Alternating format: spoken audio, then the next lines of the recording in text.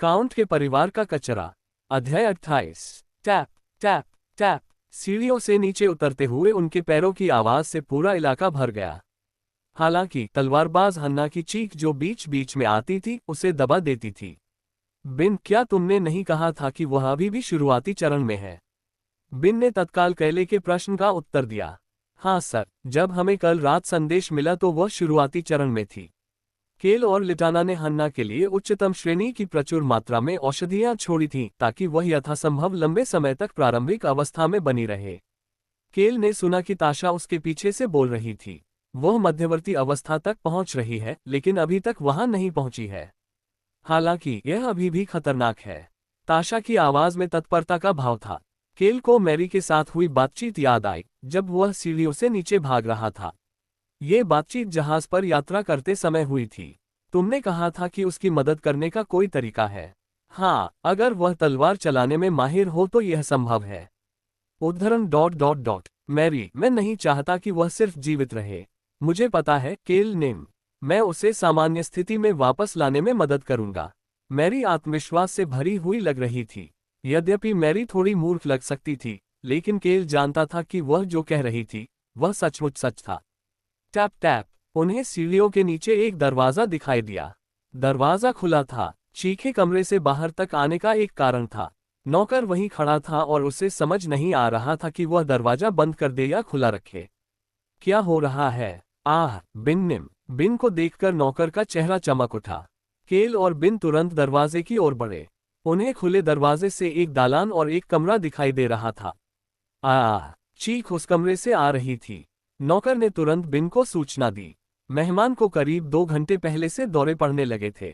Guard फिलहाल कमरे में है और किसी भी संभावित आपातकालीन स्थिति का इंतजार कर रहा है, जबकि मैं ये तय नहीं कर पा रहा था कि किसे रिपोर्ट करूं।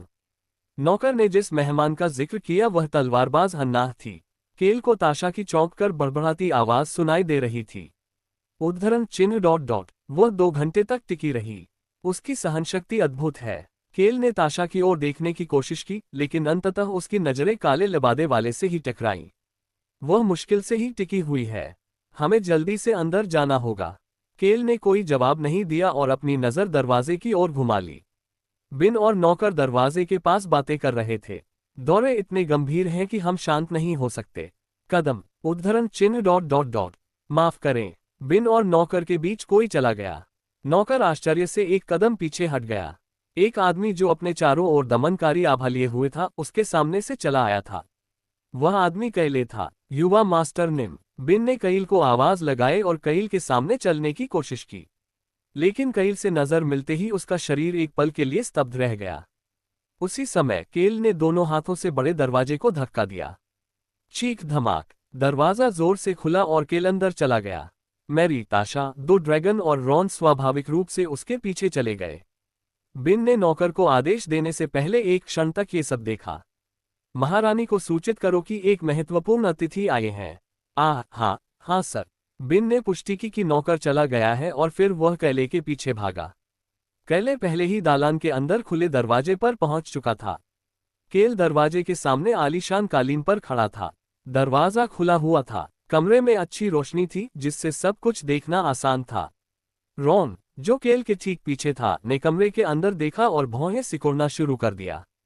उद्धरण डॉट डॉट डॉट। बेहद भयानक। ये दृश्य बहुत भयानक था, रॉन के लिए भी। उफ, वे हन्नाह को बिस्तर पर दर्द से कराहते हुए देख सकते थे। ईमानदारी से कहूं तो ये बताना भी मुश्किल था कि वह वही थी। उसके पूरे शरीर की काली नसें फटने को तैयार दिख रही थीं। उसकी नाक, आंखें, कान और हन्ना के चेहरे के हर हिस्से से खून बह रहा था। उसके शरीर से काला धुआं भी निकल रहा था। वह कर्कश आवाज में चिल्ला रही थी। ऐसा लग रहा था कि वह कुछ देर तक चिल्लाने से खुद को रोक रही थी क्योंकि उसके होठों से खून बह रहा था जहां उसने काटा था और उसकी आंखें लाल थीं। हन्ना, हे प्रभु कृपया। संत हन्ना के बिस्तर के किनारे पर रो रहा था और प्रार्थना भी नहीं कर पा रहा था। वह प्रार्थना नहीं कर पा रहा था क्योंकि उसे चिंता थी कि सूर्य देवता से प्रार्थना करने से हन्ना को नुकसान पहुंचेगा, जो मृत मान से संक्रमित हो गई थी। कृपया हन्ना, बस थोड़ी और ताकत, कृपया। संत ने हन्ना की ओर देखते हुए विनती की। अगर वह थोड़ी देर और धीरज रखे तो वे उसे बचा सकते हैं। दर्जनों खाली उच्चतम श्रेणी की औषधि की बोतलें फर्श पर इधर उधर लुढ़क रही थीं। करीब 2 घंटे पहले हन्ना को अचानक दौरे पड़ने लगे। उच्चतम श्रेणी की औषधियों से भी कोई लाभ नहीं हुआ। सुबकी सुबकी संत रो पड़े और उन लाल आंखों को देखा जो उन्हें देख रही थीं। उनकी आंखें भी लाल थीं। उन्हें लगा कि वे पागल हो जाएंगे। मैं उसे शुद्ध करना चाहता हूं। अपनी छोटी बहन को काला धुआं छोड़ते देख उसके भाई के विचार और संत के विचार एक दूसरे से टकराने लगे। एक संत के रूप में वह अपनी बहन को अपनी उपचार शक्तियों से शुद्ध करना चाहता था ताकि मृत मानस और प्रभावित लड़की को इस दुनिया से बाहर निकाला जा सके। हालांकि ऐसा करने से उसकी बहन की भी मौत हो जाती। इसीलिए उसने अपने दोनों हाथ जोड़ लिए और अपनी बहन की आंखों में देखते हुए हताश होकर विनती की, हन्ना, थोड़ा और रुको। अगर तुम ऐसा करोगी फिर वह ठीक हो जाएगी। नल संत के कंधे पर एक हाथ रखा गया। संत को कुछ एहसास हुआ जब उन्होंने अपने कंधे पर हाथ महसूस किया। उसे लगा कि उसकी बहन उसे देख रही है, हालांकि वह उसके कंधे के पीछे देख रही थी। परिचित आवाज सुनकर संत ने धीरे से अपना सिर घुमाया। ये कैले हेनिट्यूस था। केल बोलते हुए हन्ना की ओर देख रहा था। अब तक टिके रहने के लिए अच्छा काम किया। बस थोड़ी देर और रुको। संत राहत की सांस ले सके। हालांकि उस समय उन्हें एक दबाव महसूस हुआ जिसने उनके दिल को जकड़ लिया। संत की नजर दरवाजे की ओर गई। वहां काले कपड़े पहने एक व्यक्ति और एक अन्य महिला भी थी। जैसे ही उसने उन दो लोगों को देखा उसके हाथ कांपने लगे। उसकी सहज प्रवृत्ति, सूर्य देव द्वारा दी गई शक्तियां उसे उनके बारे में बता रही थीं। उद्धरण एक मानव जो मृत मन और एक डार्क एल्फ का उपयोग करता है। सूर्य देवता के संत के रूप में चर्च में पले बड़े किसी व्यक्ति के लिए ये लोग उसके दुश्मन थे। हालांकि वह एक संत था जिसके पास केवल उपचार करने की शक्तियां थीं, फिर भी उसका मन उसकी स्वाभाविक प्रवृत्ति से अभिभूत था। उद्धरण उनसे छुटकारा पाना होगा। उन्हें शुद्ध करना होगा। सूर्य देव द्वारा दी गई दिव्य शक्तियां उसके शरीर को घेरने लगीं। संत की आंखें एक अलग कारण से लाल हो गईं। यह उसी क्षण हुआ। निचुड़ो। उसके कंधे पर रखा हाथ कस गया। संत ने अपना सिर उस व्यक्ति की ओर घुमाया जो उसके कंधे को इतनी जोर से दबा रहा था कि वह कराहने ही वाला था। उसने कैले से आंख से संपर्क बनाया। केल ने बोलना शुरू किया, वे आपकी बहन को बचाने आए हैं, जबकि वे जानते हैं कि यह खतरनाक हो सकता है। संत को केल का गंभीर स्वर सुनाई दे रहा था। क्या आप मिस हन्ना को बचाना नहीं चाहते? नहीं, क्या आप अपनी बहन को बचाना नहीं चाहते? संत ने अपनी मुठ्ठियां भींच ली और धीरे धीरे खड़े होने से पहले अपने होठों को काट लिया। फिर वह पीछे की ओर चला गया। जब वह दूर जा रहा था तो उसका शरीर कांप रहा था। उसने मैरी और ताशा की ओर नहीं देखा। फिर उन्होंने केल के प्रश्न का उत्तर दिया, मैं इससे संभाल सकता हूं। वह स्वयं को अपनी प्रवृत्ति के अनुसार कार्य न करने के लिए मजबूर कर सकता था। संत ने आज पहली बार केल को मुस्कुराते हुए देखा। प्रतिरोध करना। केल ने यह संक्षिप्त जवाब दिया और तुरंत ताशा और मैरी को ऑर्डर दे दिया। शुरू करना। जी श्रीमान। समझ गया। वे दोनों तुरंत हन्ना की ओर बढ़े। केल भी बिस्तर की ओर बढ़ा और अपना शरीर हन्ना की ओर झुकाया, जो अभी भी उसे देख रही थी। फिर वह उसके कान के पास गया ताकि वह उसे बेहतर तरीके से सुन सके, इससे पहले कि वह बोलना शुरू करे। हन्ना, मैरी ने कहा था कि यह इसलिए संभव हुआ क्योंकि वह तलवार चलाने में माहिर थी। इससे पूरी तरह से छुटकारा पाना असंभव है, लेकिन उसकी आभा मृत मान के साथ विलीन हो जानी चाहिए। हालांकि दोनों के एक साथ विलीन हो जाने पर उसके पास अंधकार गुण होगा और उसे लगातार दोनों के बीच संतुलन बनाए रखने की भी आवश्यकता होगी। इसके कुछ दुष्प्रभाव भी हो सकते हैं, लेकिन वह जीवित रहेगी और मैं ही वह व्यक्ति हूं जो दोनों को एक साथ मिला दूंगा। केल ने हन्ना से बात करना जारी रखा। अपनी आभा को उच्चतम स्तर तक बढ़ाएं। एक शक्ति होगी जो मृत मानस को आपकी आभा के साथ मिलाने में आपकी मदद करेगी। उस शक्ति द्वारा बनाए गए मार्ग का अनुसरण करें। उफ उफ। हन्ना ने कुछ कहने के लिए अपना मुंह खोला, लेकिन उसके मुंह से सिर्फ खून और काला धुआं निकला। केल ने एक और बात कहने से पहले उसकी तरफ देखा। सुनिश्चित करें कि आप जीवित रहें। उसी क्षण हन्ना ने अपनी आंखें बंद कर ली और उसके शरीर से एक सुनहरी आभा निकलने लगी। मैरी ने अपनी आस्तीन ऊपर उठाए और अपने हाथ दिखाए जो काले मकड़ी के जाले से ढके हुए थे। उसके हाथ से एक काली आभा उठने लगी। ताशा ने हन्ना को बैठाया और मैरी ने अपने दोनों हाथ हन्ना की पीठ पर रखे। फिर मैरी ने बोलना शुरू किया, कृपया मेरे मार्गदर्शन का पालन करते हुए अपनी आभा को निर्देशित करें। ताशा ने एक काला कोहरा पैदा कर दिया जिसने एक ही समय में हन्ना और मैरी को घेर लिया। केल पीछे हट गया। उसके लिए करने को कुछ नहीं बचा था। मैरी के आस्तीन ऊपर करते ही रॉन और बिन पहले ही उच्चतम श्रेणी के योद्धा के साथ कमरे से बाहर निकल चुके थे। केल ने अपना सिर कमरे के एक कोने की ओर घुमाया। संत उनकी ओर देखते हुए कांप रहे थे। एरोहाबेन संत के बगल में अपनी बाहें क्रॉस करके खड़े थे। मानव, गोल्डन ड्रैगन और मैं संत पर नजर रखेंगे। एरोहाबेन और राउन के पास अभी कुछ भी करने को नहीं था क्योंकि उनके पास अंधकार का गुण नहीं था। चूंकि केल भी उसी तरह का था, इसलिए वह सीधे चलकर संत के पास खड़ा हो गया। केल और एरोहाबेन संत के दोनों ओर खड़े थे। केल ने सुना कि एरोहाबेन ने बोलना शुरू कर दिया है। मैंने बहुत समय से कोई अच्छा नेक्रोमेंसर नहीं देखा है। कमरा धीरे धीरे एक अंधेरे वातावरण से भर रहा था। केल को इसकी उतनी परवाह नहीं थी क्योंकि यह मृतमाने की तरह जहरीला नहीं था। हालांकि ये कमरे में मौजूद एक व्यक्ति के लिए सच नहीं था। हफ हफ, संत की सांसें फूल रही थीं। सूर्य देवता के संत के लिए यह मुश्किल होगा। केल ने संत की ओर कुछ देर तक देखा, फिर एरोहाबेन की ओर देखा और बोलना शुरू किया। वह अंतिम नेक्रोमेंसर की मृत्यु के बाद पहली नेक्रोमेंसर है। मैं समझ गया। वैसे भी वह अद्भुत है। किसी और के शरीर में मृत मानस का मार्गदर्शन करना उसके लिए दर्दनाक होना चाहिए। एरोहाबेन के शब्दों को सुनने के बाद केल ने संत को झिझकते हुए देखा। जंगल की ओर जाते समय ताशा चुपके से उसके पास आ गई थी। फ्यूजन प्रक्रिया के दौरान मैरी को सबसे ज्यादा दर्द होगा। ये पवित्र युवती से भी ज्यादा उसके लिए ज्यादा बुरा होगा। हालांकि वह पवित्र युवती की मदद करने के लिए अडिग है। मुझे यकीन है कि आप उसके अच्छे स्वभाव के बारे में जानते हैं, युवा मास्टर केल। केल ने बोलना शुरू किया। वह जादूगरनी मैरी अपने गरीब माता पिता के साथ मौत के रेगिस्तान से गुजर रही थी जब उसे मृत मानस द्वारा जहर दिया गया। उसके परिवार के बाकी लोग मर गए और वह अकेली जीवित बची। संत ने धीरे से अपना सिर कैले की ओर घुमाया। हालांकि जहर की वजह से उसके लिए जीने का एकमात्र तरीका अंधकार की विशेषता को अवशोषित करना था। इस तरह वह एक नेक्रोमेंसर बन गई। वह मिस हन्ना को बचाने के लिए यहाँ आई थी। संत को केल के शब्द बिजली की गड़गड़ाहट की तरह लगे। उसी समय उसने सुना कि काली पोशाक वाली महिला चिल्लाने लगी, तुम्हें दृढ़ रहना होगा। सभी मृत मान को मेरी ओर धकेलो। काले वस्त्र पहने महिला के जख्मी हाथ गंभीरता से कांप रहे थे जब वह ये कह रही थी। ताशा उसके बगल में खड़ी थी और उसे काला धुआं दे रही थी। संत अपनी आंखें उनसे हटा नहीं सके। इसके बाद केल ने पुनः संत से बात करना शुरू किया। संत निम, मिस हन्ना ही यदि जीवित बच गई तो उसे भी अंधकार का गुण प्राप्त होगा। केल ने बिना कुछ कहे अपना मुंह बंद कर लिया। कमरा हन्ना की चीखों, मैरी की चीखों और ताशा की हताश आवाज से भरा हुआ था। हालांकि इन सब के बीच एक शांत आवाज केल के कानों तक पहुंचने में कामयाब रही। उद्धरण चिन्ह ...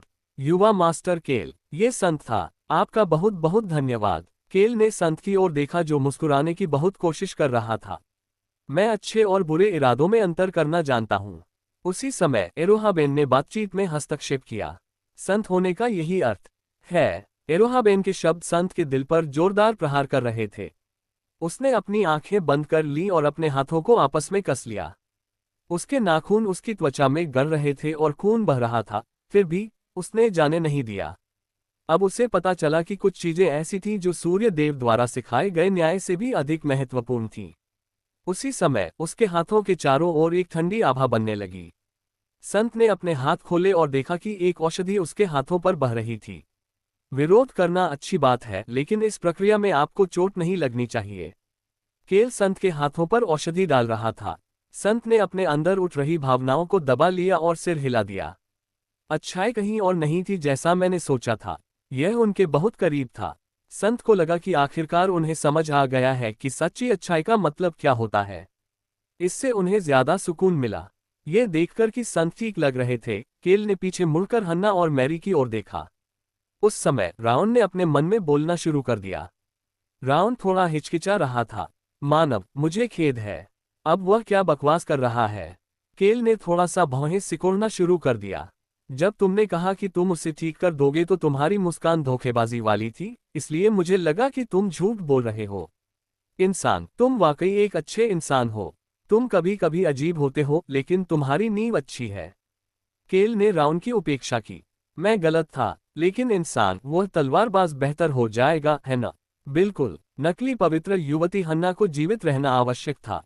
पवित्र युवती जिसे मृत मन बम द्वारा जहर दिया गया था, वह अंधकार पर विजय पाने में सक्षम थी और अपनी स्वर्णिम आभा का उपयोग जारी रख सकी।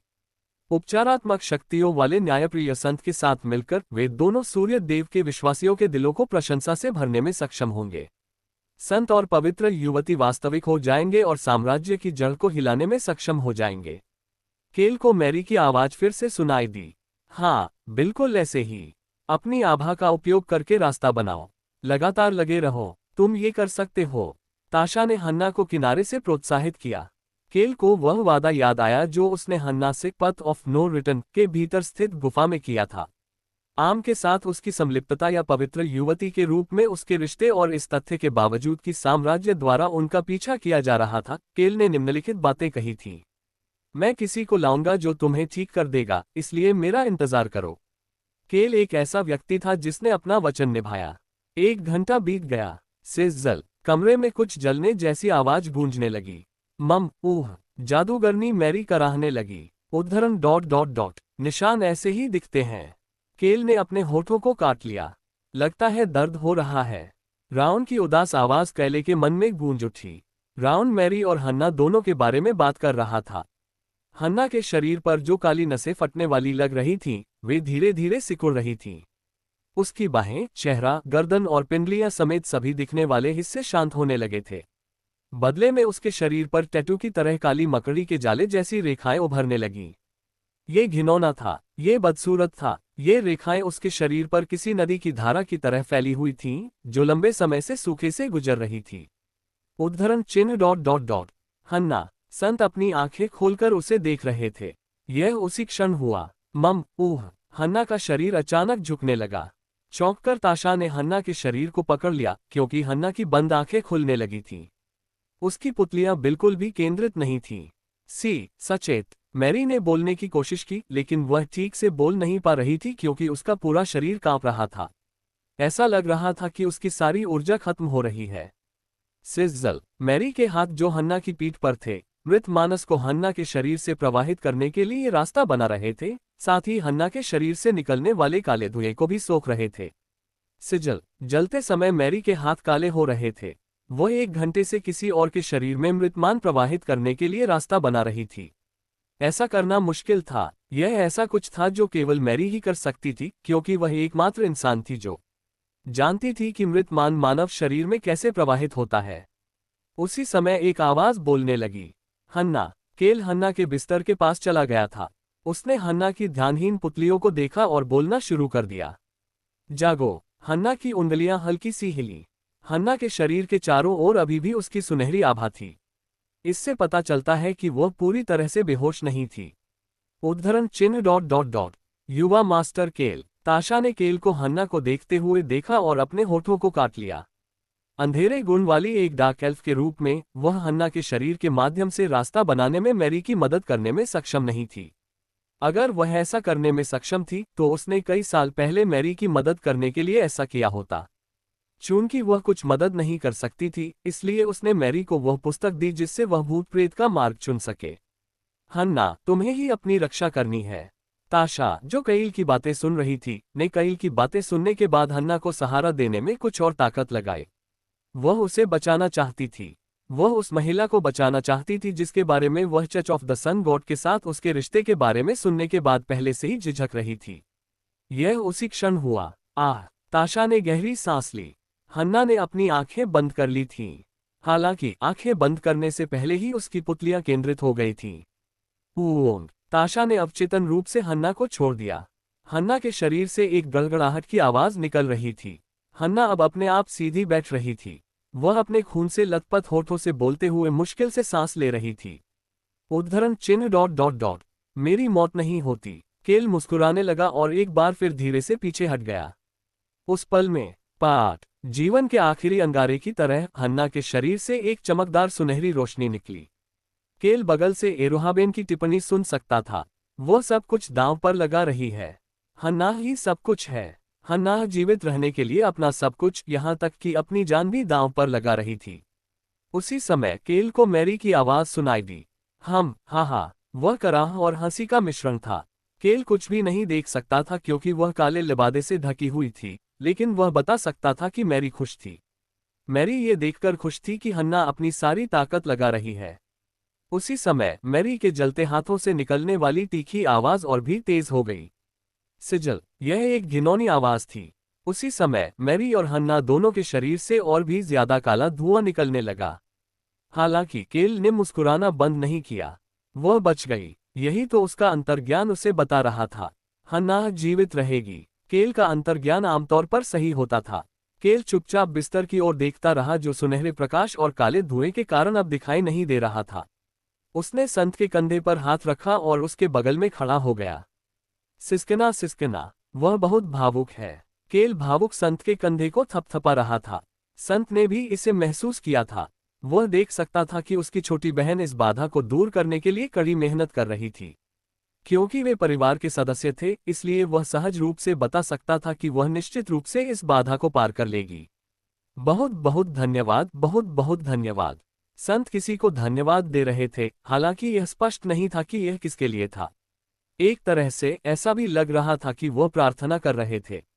कैल ने संत के धन्यवाद को सुनना जारी रखा क्योंकि वह प्रक्रिया समाप्त होने का इंतजार कर रहा था।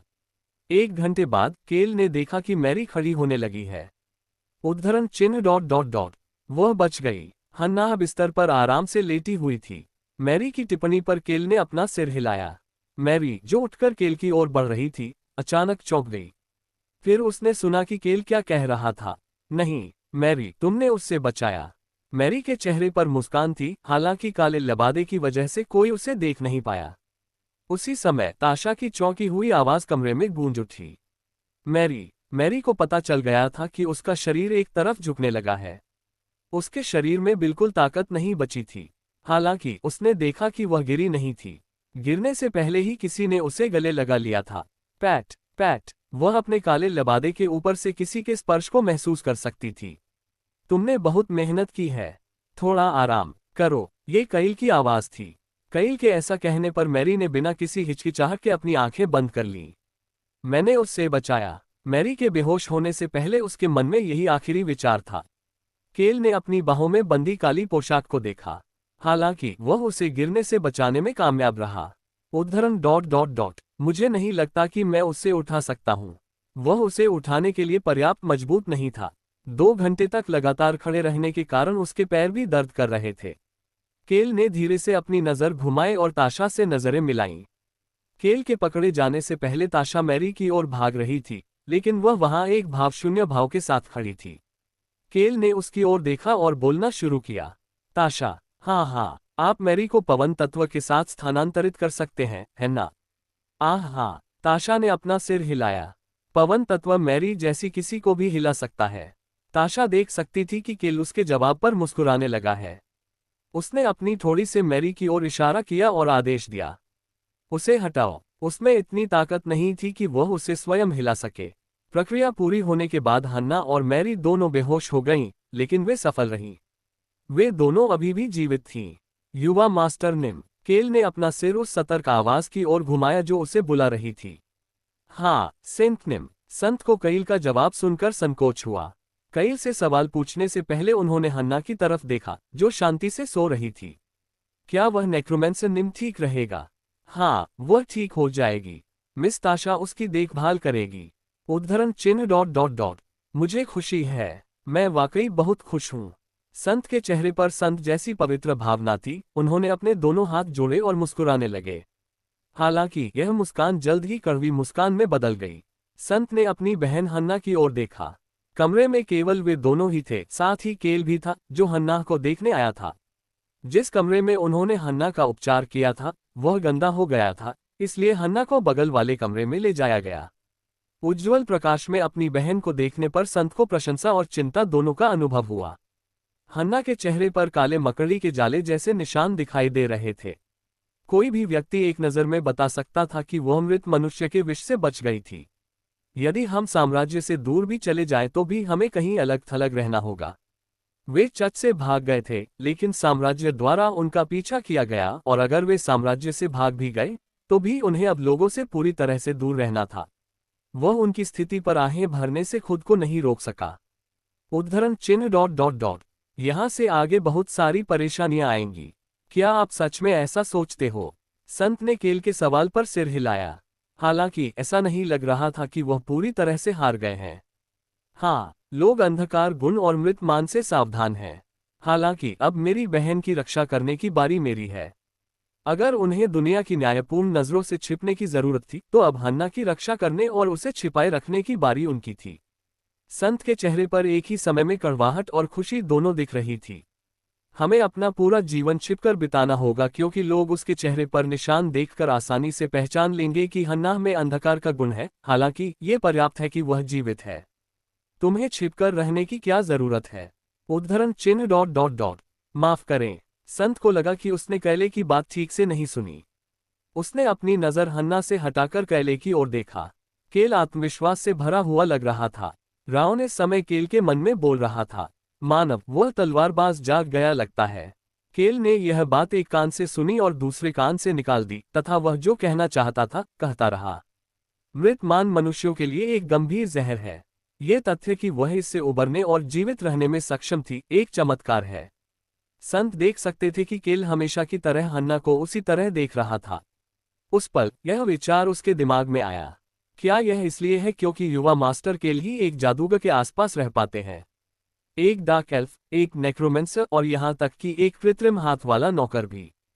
केल को अंधेरे से लगाव रखने वाले प्राणियों के आसपास रहने में कोई समस्या नहीं थी। केल अभी भी बोल रहा था कि ये विचार संत के मन में आए। जो लोग बहुत कुछ झेल चुके होते हैं उनके हाथ खुरदरे होते हैं। मैं बस उसके चेहरे पर पड़े निशान को इस बात का प्रतीक मानता हूं कि उसने किस पर काबू पाया है। संत ने हल्की सी सांस छोड़ी। मुझे लगता है कि एक दिन लोग ऐसे व्यक्ति की सराहना करेंगे और उसका जश्न मनाएंगे जो इस तरह के बोझ से उबरने में सक्षम था। ठीक वैसे ही जैसे आप अभी मैरी के प्रति आभारी हैं।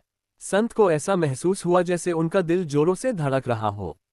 उसने मैरी को शुद्ध नहीं किया था जैसा कि सूर्य देव से प्राप्त उसकी सहज प्रवृत्ति उसे करने के लिए कह रही थी, और अब वह उसका आभारी था। ऐसा इसलिए था क्योंकि वह उसकी कहानी के बारे में जानता था। वह जानता था कि मैरी को किस प्रकार मृत मानस द्वारा जहर दिया गया था और जीवित रहने के लिए उसे किन किन बातों पर काबू पाना पड़ा था। वह ये भी जानता था कि वह अपने निजी जीवन में इतनी कठिनाइयों से गुजरने के बाद भी एक अजनबी को बचाने के लिए दर्द सहने को तैयार थी। सूर्यदेव ने अपने भक्तों से निम्नलिखित बातें कही थीं। अच्छाई एक उज्ज्वल प्रकाश की तरह है। चाहे मनुष्य कितने भी लंबे समय तक अंधेरे में भटकता रहे, प्रकाश की एक किरण उसे जीवित रहने में मदद कर सकती है। जैक, यह अर्थ संत जो चर्च के उत्पीड़न के तहत रह रहा था, उसे सिखाई गई शिक्षाओं को समझना शुरू कर दिया। जैक ने बोलना शुरू किया, युवा मास्टर केल, सिर्फ इसलिए कि किसी में अंधकार का गुण है, इसका मतलब यह नहीं है कि उसके दिल में कोई अच्छाई नहीं है।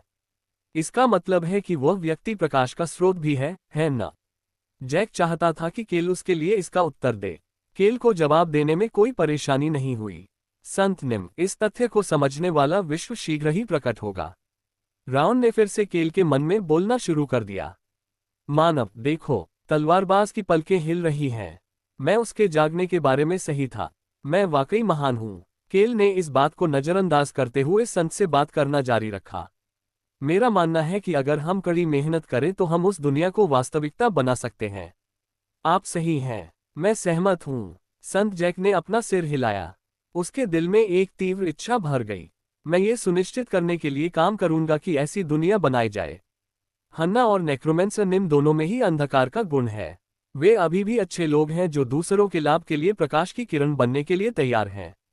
मैं ये सुनिश्चित करने के लिए कड़ी मेहनत करूंगा कि लोग समझ सके कि वे अच्छे लोग हैं।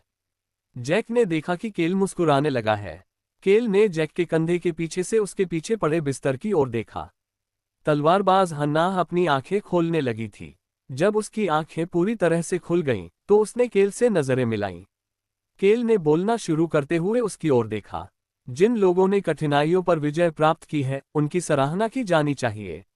जो लोग इन सभी कठिनाइयों से बचकर निकले हैं, उन्होंने यह अधिकार अर्जित किया है। हन्ना को स्पष्ट रूप से समझ में आ गया कि केल का उन लोगों से क्या मतलब था जो इस सब से बच गए हैं। हालांकि यह मुश्किल था, फिर भी हन्ना ने केल की तरफ मुस्कुराकर देखा। हालांकि वह मुस्कान बिल्कुल भी गर्मजोशी भरी नहीं थी। यह मुस्कान जीवित होने की खुशी और बदला लेने की शीतलता का मिश्रण थी। आप सही कह रहे हैं युवा मास्टर केल, आप वास्तव में एक गहरे व्यक्ति हैं। केल ने उत्साहित संत की ओर विनम्रता से मुस्कुराया। उसने अब असली संत और नकली पवित्र युवती की ओर देखा, जो अपने लक्ष्य को नहीं भूली थी, जबकि वह सोचने लगा, मैंने साम्राज्य को आश्चर्यचकित करने के लिए कुछ तैयार किया है। साम्राज्य को हिला देने वाले शो की तैयारियां अब पूरी हो चुकी थीं। लेकिन उस शो को अभी काफी समय बाकी था और उससे पहले कई मुद्दों का समाधान करना था। लेकिन ये मुद्दे मेरी समस्याएं नहीं हैं जिनका मैं ध्यान रखूं। केल ने आराम से जंगल की खास चाय की चुस्की ली। केल इस समय चाय पी रहा था और रानी लिटाना से बातें कर रहा था। नल, जैसे ही केल ने अपना चाय का कप नीचे रखा, उसे लिटाना की आवाज सुनाई दी। संत द्वारा दी गई जानकारी के अनुसार अल्केमिस्ट्स बेल टॉवर पर युद्ध और हत्या के लिए बहुत सारे शोध किए गए थे। लिटाना के चेहरे पर घृणा की भावना थी जब उसने ऐसा कहा। केल समझ सकता था कि आखिर किस वजह से उसने इतना घृणा भरा चेहरा बनाया होगा। उसने बोलना शुरू किया, संभवतः उन्हें इस तरह के शोध के लिए बहुत सारे प्रयोग करने की जरूरत थी। लिटाना ने केल की टिप्पणी पर अपना सिर हिलाया और चाय पी ली। क्या ये गर्म नहीं है? केल को इस बात की चिंता थी कि कहीं लिटाना खुद को जला न ले। टकराना। हालांकि लिटाना को चाय का प्याला कांच की मेज पर पटकते देखकर उसने कुछ नहीं कहा। लिटाना की काली पुतलियां गुस्से से भरी हुई थीं। मैं उन्हें माफ नहीं कर सकता। वे इतने सारे जानवरों और इंसानों को इतनी क्रूरता से कैसे मार सकते हैं? केल ने क्रोधित लिटाना की ओर देखा और अपनी चाय का एक और घूंट लिया। युद्ध से संबंधित या हत्या से संबंधित वस्तुओं को बनाते समय कीमिया और जादू दोनों में ही काफी मात्रा में प्रयोगों की आवश्यकता होती है। इनमें से अधिकांश प्रयोग ऑक्स या गॉब्लिन पर पूरे किए गए थे। हालांकि केल को भी नहीं लगता था कि यह आवश्यक रूप से एक अच्छी विधि थी, लेकिन अल्केमिस्ट्स बेल टॉवर की विधियां, जो संत ने उनके साथ साझा की थीं, और भी क्रूर थीं। ये साम्राज्य उन कुछ राज्यों में से एक है जो अभी भी दासों को अनुमति देते थे। उन्होंने प्रयोगों के लिए इन दासों का उपयोग किया। उन्होंने बड़ी संख्या में जानवरों को भी मार डाला। यही कारण था कि जंगल के नागरिक, जिनके पास दास नहीं थे और जो जानवरों के साथ सद्भाव से रहते थे, क्रोधित हुए बिना नहीं रह सके। लिटाना ने केल की ओर देखा और पूछा, क्या आपको नहीं लगता कि यह क्रूर है, युवा मास्टर केल? ये है। ठीक है, इसीलिए हमें उन्हें बचाने की जरूरत है। केल ने अपना चाय का प्याला उठाया और लिटाना की ओर देखा। न जाने क्यों, उसकी तीखी निगाहों ने उसे सिहरन पैदा कर दी। युवा मास्टर केल, मेरा साम्राज्य और अल्केमिस्ट्स बेल टॉवर के साथ खराब रिश्ता है। ऐसा इसलिए था क्योंकि इंपीरियल प्रिंस और अल्कमी सेक्शन 1 में लगी आग के लिए जिम्मेदार थे।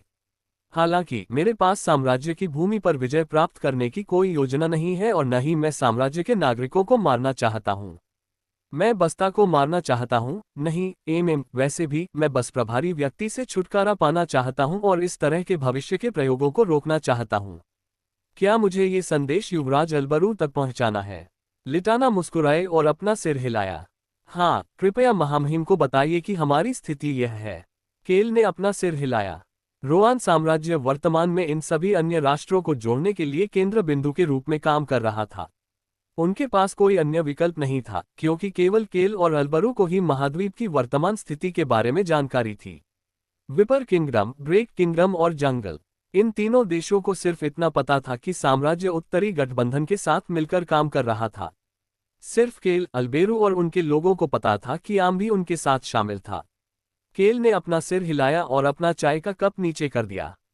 मैं संदेश पहुंचा दूंगा। वैसे मिस लीना। हाँ। केल ने चाय का प्याला मेज पर रख दिया और गंभीर भाव से अपने दोनों हाथ जोड़ लिए।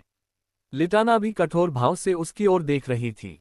केल ने बोलना शुरू किया, क्या यह बेहतर नहीं होगा कि आप अल्केमिस्ट्स के घंटाघर को नष्ट कर दें? माफ करें। मुझे लगता है कि नष्ट करना शायद बहुत ज्यादा कठोर शब्द है। क्यों न हम इसे बदलकर तोड़ दें? माफ करें। लिटाना ने केल की ओर ऐसे देखा जैसे वह समझ नहीं पा रही थी कि वह क्या कह रहा है। केल की शांत आवाज ने जवाब दिया, यह सिर्फ एक विचार था जो मैंने उनकी क्रूरता के बारे में सुनने के बाद सोचा था। क्या आपको भी ऐसा ही नहीं लगता, मिस लीना? बेशक, लेकिन उस बेल टॉवर को गिराना आसान नहीं है। यद्यपि इसे घंटाघर कहा जाता था, परंतु मीनार की छत पर लगी बड़ी घंटी के अलावा यह एक ऐसा किला था जो जादुई मीनार से भी अधिक मजबूत था। केल ने लिटाना की टिप्पणी से अपनी सहमति व्यक्त की। आप सही कह रहे हैं, ऐसा करना आसान नहीं है। लिटाना को अजीब लगा, लेकिन जब उसने देखा कि केल उससे सहमत है तो उसने अपना चाय का कप उठा लिया और फिर से बोलना शुरू कर दिया। मुझे लगता है कि सैकड़ों सालों से खड़ी बेल टॉवर को तोड़ना मुश्किल होगा। फिर भी मैं ऐसा करना चाहता हूँ। मुझे ऐसा लगता है। केल ने लिटाना से सहमति जताते हुए सोचना शुरू किया। ऐसा लगता है कि जब मैं बेल टॉवर को नष्ट करने जाऊंगा तो जंगल के कुछ योद्धाओं को साथ ले जा सकूंगा। केल ने पहले से ही बेल टॉवर को नष्ट करने की योजना बना ली थी। उसे ऐसा करना जरूरी था। इससे साम्राज्य का एक स्तंभ नष्ट हो जाएगा। ये कहा जा सकता है कि साम्राज्य में किमिया और सूर्य देवता का चर्च शामिल था जो साम्राज्य के स्तंभों के रूप में कार्य करता था, जबकि शाही परिवार छत के रूप में कार्य करता था। लोग कह रहे थे कि सूर्य देवता का चर्च इस समय नष्ट होने की प्रक्रिया में है। हालांकि केल बेल टॉवर को नष्ट करने और साम्राज्य के लिए एक नया स्तंभ बनाने की योजना बना रहा था। ये सूर्य देवता का एक नया और उन्नत चर्च होगा। नहीं, इसे स्तंभ कहने के बजाय नींव कहना बेहतर होगा। खंभे नींव के ऊपर बनाए जाते हैं। केल नींव से शुरू करके सब कुछ फिर से बनाने के बारे में सोच रहा था। हालांकि ये कैले के लिए करने योग्य काम नहीं था। वह ये देखने से पहले कि आगे क्या होता है, दूसरे लोगों से बेल टॉवर को नष्ट करवाने की योजना बना रहा था। बेशक उसके पास इसके लिए योजनाएं थीं, यही वजह थी कि वह अभी टुकड़ों को जोड़ने के लिए कड़ी मेहनत कर रहा था। इनमें से एक टुकड़ा लिटाना द्वारा लाया गया था। तो क्या आप संत और पवित्र युवती की देखभाल करेंगे? केल ने लिटाना से कहा था कि वह जैक और हन्ना को अपने साथ ले जा रहा है। हाँ, मैं ऐसा करना चाहता हूं अगर आपको कोई आपत्ति न हो, मिस लिटाना। यह मेरे लिए कोई मुद्दा नहीं है।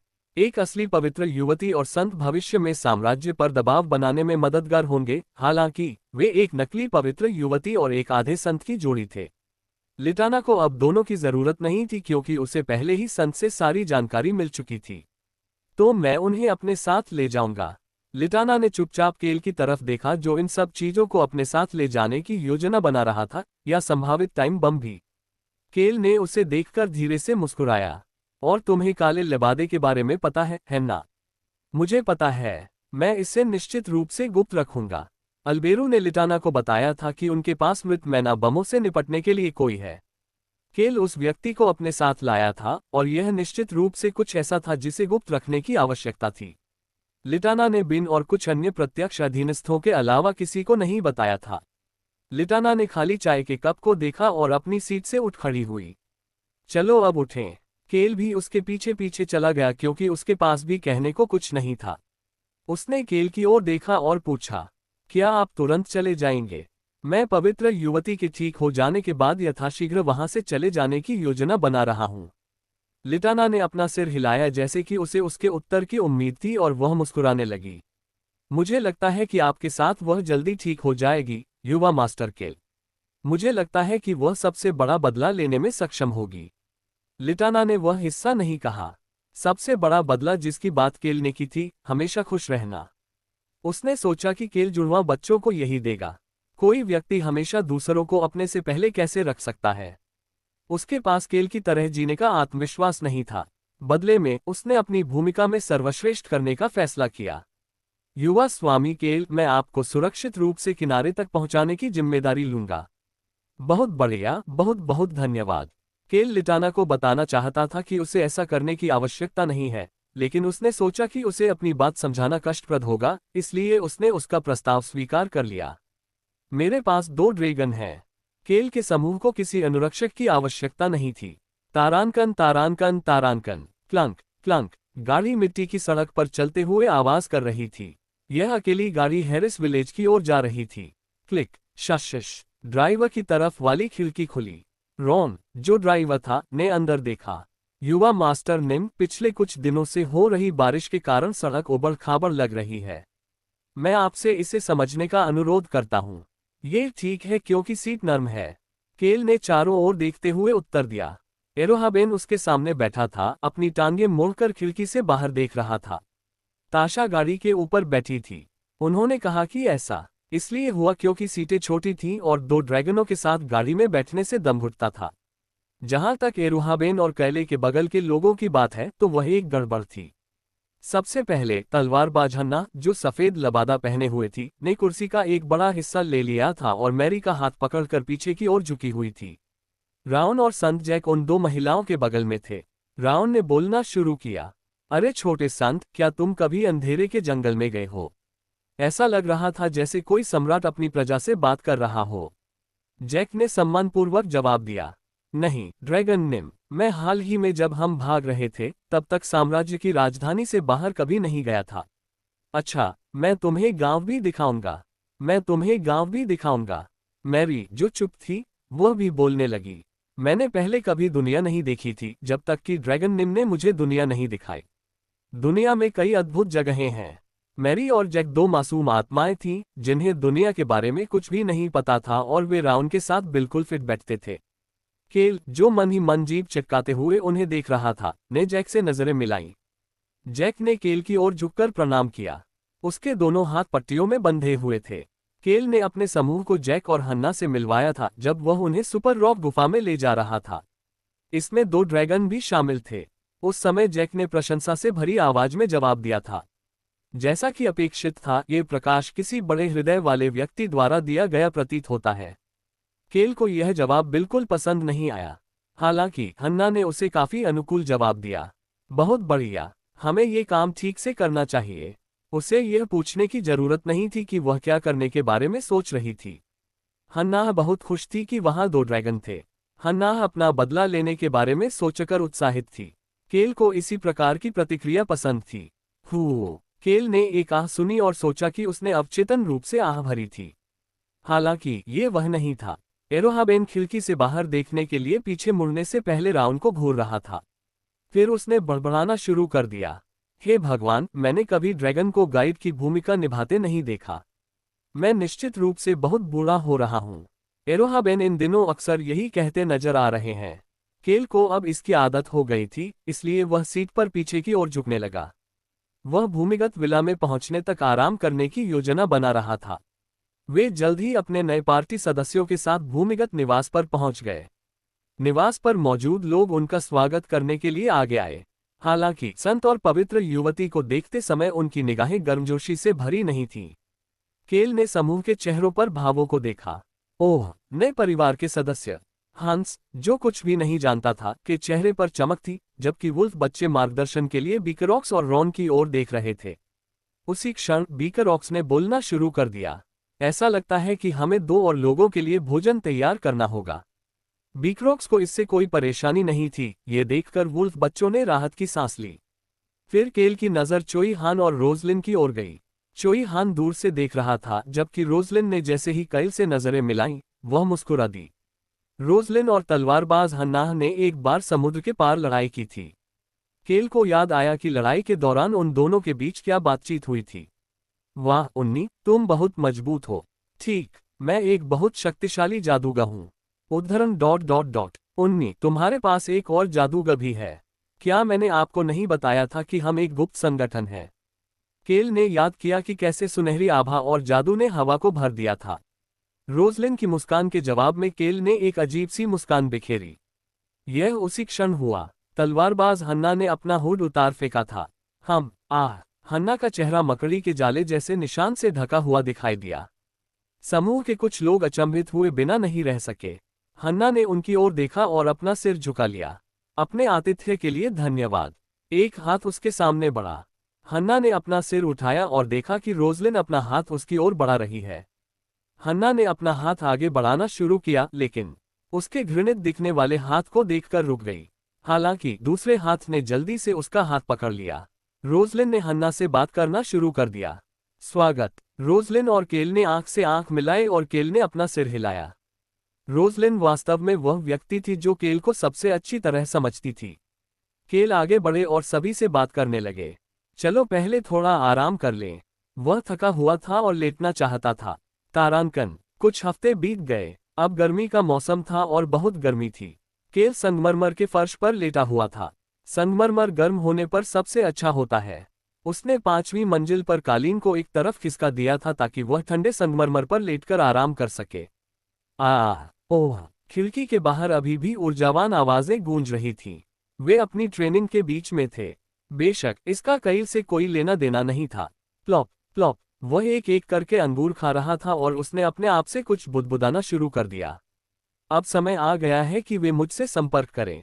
उस समय केल की गर्दन पर एक ऐसी ठंडक छा गई जो संगमरमर से भी ज्यादा बेमिसाल थी। उसकी नजर तुरंत डेस्क की ओर चली गई। वीडियो संचार उपकरण लाल रंग में चमक रहा था। ये युवराज है। उस रंग का मतलब था कि अल्बरू उससे संपर्क कर रहा था। हाँ, केल ने खुद को फर्श से ऊपर उठाया। वह इस कॉल का इंतजार कर रहा था। वह इस पल के लिए पर्याप्त ऊर्जा इकट्ठा करने के लिए कुछ भी नहीं कर रहा था। अब उस ऊर्जा का उपयोग करने का समय आ गया था। केल दरवाजे की ओर बढ़ा ताकि वह कॉल का जवाब देने के लिए रोजलिन या राउन में से किसी एक को ढूंढ सके। हालांकि उसे बहुत दूर जाने की जरूरत नहीं थी। चीख! एक हल्की सी आवाज के साथ दरवाजा खुला और राउन अंदर आया। मुझसे बात मत करो। केल झेप गया। राउन के कंधे नीचे झुके हुए थे जब वह उड़ रहा था। उसके पंख फड़फड़ा रहे थे लेकिन उसमें कोई ताकत नहीं थी।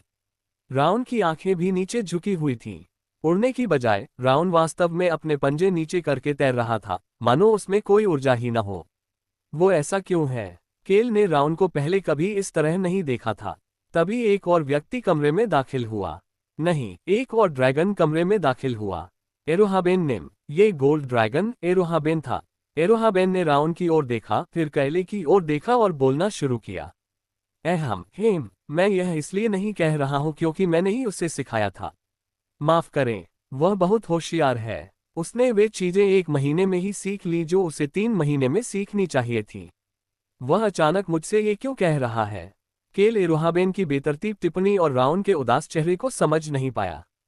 एरोहाबेन लगातार बोलता रहा, मानो वह केल के चेहरे पर उलझन नहीं देख पा रहा था। एरोहाबेन भी भ्रमित लग रहा था, लेकिन वह बढ़ नहीं रहा है। अब वह क्या कह रहा है? एरोहाबेन ने ऐसे बोलना शुरू किया जैसे उसे पता ही नहीं कि क्या हो रहा है। वह अपने पहले विकास चरण तक नहीं पहुंच रहा है। समय आ गया है, तो क्या हो रहा है? उसे अपने शरीर के विकास के लिए भी प्लेट बनाने की जरूरत है। यहाँ प्लेट का मतलब किसी व्यक्ति की नींव के समान है। मैं इसे प्लेट के रूप में ही रखूंगा क्योंकि भविष्य के अध्यायों में इसका कई बार उपयोग किया गया है और इसे याद रखना आसान होगा। केल को आखिरकार समझ आ गया कि क्या हो रहा है। उसने अपना सिर घुमाकर राउन की तरफ देखा और दोनों की नजरें एक दूसरे से मिली। मानव, मुझसे बात मत करो। इसके बाद राउन कंबल के नीचे रेंग गया। लेकिन मैं महान हूं, इसलिए मैं अब भी वही करूंगा जो मुझे करना है। इसके बाद उन्होंने वीडियो संचार उपकरण को जोड़ना शुरू किया। केल ने देखा कि वीडियो संचार उपकरण राउन के जादू से नीले रंग में चमक रहा था, इससे पहले कि वह अपनी नज़र बिस्तर पर घुमाता। अब कंबल के बीच में राउन के आकार की एक गांठ थी।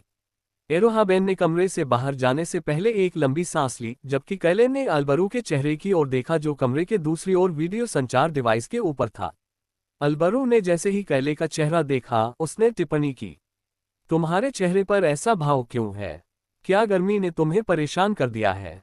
ये भाव मेरे मुंह से इसलिए निकला होगा क्योंकि मैं आपको देखकर बहुत खुश हूं।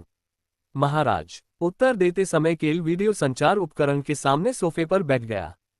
इस तथ्य के आधार पर कि आप ऐसी बकवास कह सकते हैं, मैं समझता हूं कि आप सामान्य हैं। केल ने अल्बेरू के शब्दों के चयन पर कोई ध्यान नहीं दिया। इसके बजाय उसने अल्बेरू के चेहरे के रंग पर ध्यान केंद्रित किया। अल्बेरू बहुत पीला दिख रहा था। हालांकि उसके सुनहरे बाल और नीली आंखें अभी भी पहले की तरह चमकीली दिख रही थीं, लेकिन वह थका हुआ दिख रहा था। महाराज, आप थके हुए लग रहे हैं। क्या आप मेरी मदद करना चाहते हैं? मैं तुम्हारे लिए कुछ दवा भेजूंगा। केल की प्रतिक्रिया सुनकर अल्बेरू ने नाक सिकोड़ी। उसने अपना हाथ ऊपर उठाकर अपना माथा छुआ।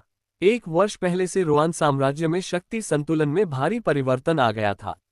उत्तर पश्चिमी स्टेन क्षेत्र अब तीसरे राजकुमार के बजाय अल्बेरू का अनुसरण करने लगा, जबकि उत्तर पूर्वी क्षेत्र का अधिकांश भाग भी अल्बेरू का अनुसरण करने लगा। इसके अलावा, चूंकि वर्तमान में निर्माणाधीन उत्तर पश्चिमी नौसेना बेस अल्बेरू की निजी परियोजना थी, इसलिए काफी मात्रा में शक्ति अल्बेरू की ओर निर्देशित की गई। अंततः राजा तथा राज्य के कुछ शीर्ष रणनीतिकारों को पता चल गया कि अल्बेरू ने विपर राज्य के जादूगरों को अपने साथ मिला लिया है तथा उन्हें अपने गुट में शामिल कर लिया है। मैं इस बैठक के लिए भी जिम्मेदार हूँ। क्राउन प्रिंस अल्बेरू ही वह व्यक्ति था जिसने 4 राज्यों को इकट्ठा किया, खास तौर पर रोआन किंगडम, ब्रेक किंगडम, विपर किंगडम और जंगल। अल्बेरू को लगा कि रोआन किंगडम धीरे धीरे उसकी मुट्ठी में आ रहा है। यह उसी तरह होना चाहिए था। जीतने के लिए हमें एकजुट होकर काम करना होगा। युद्ध और अराजकता से बचने के लिए उन्हें एक होने की जरूरत थी। अल्बेरू वर्तमान में वहां पहुंचने के लिए उचित कदम उठा रहा था, इसीलिए वह आश्चर्यचकित था। अल्बेरू की नजर कैले पर गई। ये सब इस कमीने की बदौलत है। उसने सुना था कि कैसे कैल ने टेलस्टेन की मदद की थी। अमीरू उबार ने भी उसे बताया था कि नौसैनिक अड्डा कैल का सुझाव था। विपर साम्राज्य, साथ ही यह 4 राज्य बैठक भी इस कमीने पर बहुत अधिक निर्भर थी। अल्बरू ने बिना सोचे समझे जो कुछ भी उसके मन में था कह दिया। तुम लोग आखिर करते क्या हो? उद्धरण चिन्ह। हालांकि ऐसा लग सकता है कि मैं काम में ढिलाई बरत रहा हूं, लेकिन मैं फिलहाल जानकारी जुटाने के लिए कड़ी मेहनत कर रहा हूं। केल को अंदर से अपराधबोध महसूस हुआ, लेकिन उसने अल्बेरू से सहजता से कहा कि वह बहुत कुछ कर रहा है। स्वाभाविक रूप से अल्बेरू ने उस पर विश्वास नहीं किया। इसके बजाय उसने वही कहा जो उसे कहना चाहिए था। मिस रोजलिन ब्रेक किंगडम से वापस नहीं आई है। हाँ सर, वो 2 हफ्ते पहले चली गई थी लेकिन अभी तक वापस नहीं आई है। अल्बरू ने अपना सिर हिलाया और बोलना जारी रखा। मीटिंग आने वाली है, तुम मेरे साथ चलोगे? हालांकि अल्बेरू ये बात एक आदेश की तरह कह रहा था, लेकिन उसका ध्यान कैल की प्रतिक्रिया पर था। कैल मुस्कुरा रहा था। महाराज, यह आपके साथ मेरी पहली यात्रा होगी। इससे तो मैं सचमुच जाना नहीं चाहता। केल ने अपना सिर हिलाया क्योंकि वह भी ऐसा ही महसूस कर रहा था। अल्ब्रू ने सोचा कि केल ही एकमात्र व्यक्ति होगा जो भावी राजा के साथ इस तरह का व्यवहार करेगा, क्योंकि उसने बोलना शुरू कर दिया था। मुझे यकीन है कि आपने सब कुछ तैयार कर लिया है। ये बैठक उस जमीन पर होगी जो लिटाना ने केल को दी थी। लिटाना इसके लिए सब कुछ तैयार करने के लिए सहमत हो गई, इसलिए अल्बेरू जिस तैयारी की बात कर रहा था वह किसी और चीज से संबंधित थी। महाराज, कृपया चिंता न करें, मैं इसे सही समय पर पहुंचा दूंगा। केल और अल्बेरू एक ही तरह से मुस्कुराने लगे। अल्बेरू ने केल की बातों पर अपनी उत्सुकता नहीं छिपाई। मैं इसका बेसब्री से इंतजार कर रहा हूं। सबको आश्चर्य होगा। वैसे भी हम गुप्त रूप से आगे बढ़ रहे हैं, इसलिए अपने समूह को जितना संभव हो उतना छोटा रखें। हाँ सर, राज्य के सितारे के साथ यात्रा करने और आपके बुद्धिमानों से सीखने के बारे में सोच रहा हूं। क्लिक करें। अल्बेरू ने फोन रख दिया था। केल ने सोचा कि अल्बेरू के साथ बेकार की बातचीत को खत्म करने का सबसे आसान तरीका उसकी चापलूसी करना था। केल ने डिस्कनेक्ट किए गए वीडियो संचार उपकरण से मुंह मोड़ लिया और बिस्तर पर चला गया। फिर उसने कंबल के उभार को थपथपाया। कंबल में से एक उदास आवाज आए, मुझे बात करने पर मजबूर मत करो। मैंने तुमसे कभी बात करने के लिए नहीं कहा। केल को पता चल गया कि राउन बहुत परेशान था। वयस्क बनने के लिए ड्रैगन 3 अलग अलग विकास चरणों से गुजरते हैं। पहले विकास चरण में कोई शारीरिक परिवर्तन नहीं होता है, इसके बजाय यह दूसरे और तीसरे विकास चरण के लिए नींव तैयार करता है। यही कारण है कि हालांकि कोई शारीरिक परिवर्तन नहीं होगा, ड्रैगन द्वारा संग्रहित और उपयोग की जाने वाली मैना की मात्रा बढ़ जाएगी। अपने दूसरे विकास चरण के बाद वे सांस जैसे कौशल का उपयोग करने में सक्षम होंगे। चूंकि ड्रैगन 1000 वर्षों तक जीवित रह सकते हैं, इसलिए राउन का पहला विकास चरण अभी भी बहुत दूर है। हालांकि यदि ड्रैगन को झटका लगा हो या उसे ताकत की तीव्र इच्छा हो तो विकास का ये चरण पहले भी आ सकता है। राउन और एरोहाबेन इसी का लक्ष्य बना रहे थे। एरोहाबेन ने राउन को वह सब कुछ सिखाया था जो उसे अपने पहले विकास चरण में लाने के लिए जानना आवश्यक था। राउन ने खुद कहा था कि वह भी गंभीरता से ताकत चाहता था। केल ने आह भरी और कंबल को फिर से थपथपाया। यह विकास की गति सामान्य है। आप महान और शक्तिशाली हैं, लेकिन आपके विकास का पहला चरण तेज होना जरूरी नहीं है। केल ने कंबल को हिलते हुए देखा। इसके तुरंत बाद ड्रैगन की आवाज आई जिसने उससे कहा कि उसे बात करने के लिए मजबूर न करे। उद्धरण चिन्ह। क्या ऐसा है? हाँ, ये सच है। आप पहले से ही महान और शक्तिशाली हैं। केल ने सहजता से उत्तर दिया। उसने क्राउन प्रिंस से बात करके समय बर्बाद कर दिया था और अब उसे 5 साल के बच्चे को सांत्वना देने में कुछ और समय बर्बाद करना था। उसे अब उन कामों के बारे में भी आश्चर्य नहीं था जो उसे करने थे। राउन ने कुछ नहीं कहा। केल के पास भी कहने को कुछ नहीं था, इसलिए उसने सिर्फ ड्रैगन की पीठ थपथपाई। थोड़ी देर बाद राउन ने अंततः बोलना शुरू किया। यह इतनी धीमी आवाज थी कि यदि कमरे में कोई और आवाज होती तो केल उसे सुन नहीं पाता। उद्धरण चिन्ह। क्या होगा अगर मेरी मुलाकात एक भयानक व्यक्तित्व वाले ड्रैगन से हो? तुम ऐसे डरावने विचार क्यों सोच रहे हो? केल ने भौहें सिकोड़नी शुरू कर दी, हालांकि वह सोच रहा था कि ऐसा कुछ होने का कोई रास्ता नहीं है। ड्रैगन से मिलना आसान नहीं था। केल ने भौहें सिकोड़ना बंद कर दिया और अपनी आहें रोक ली। उसे समझ आ गया कि राउन क्यों परेशान था। राउन को चिंता थी कि उसे किसी और ड्रैगन से लड़ना पड़ सकता है। उसने बोलना शुरू किया। मैंने सोचा था कि तुम होशियार हो। कंबल के नीचे राउन के पंख फड़फड़ाने लगे। मैं होशियार हूं? नहीं, मैं बड़ा भी नहीं हो सकता। आत्मविश्वास से भरी आवाज तुरंत शांत हो गई। केल ने राउन की बात बीच में ही रोक दी। तुम्हें बस भागना है। उद्धरण चिन्ह डॉट डॉट डॉट। क्या अगर तुम्हें कोई भयानक ड्रैगन मिले तो बस भाग जाओ, परंतु फिर जीवित रहना ही आपको महान और शक्तिशाली बनाता है। राउन ने बोलना बंद कर दिया। केल ने बोलना जारी रखा। आप उस गुफा से बच गए। ड्रैगन जो अपने चेहरे को अपने दो अगले पंजों से ढक रहा था, धीरे धीरे अपने पंजे हटाता गया।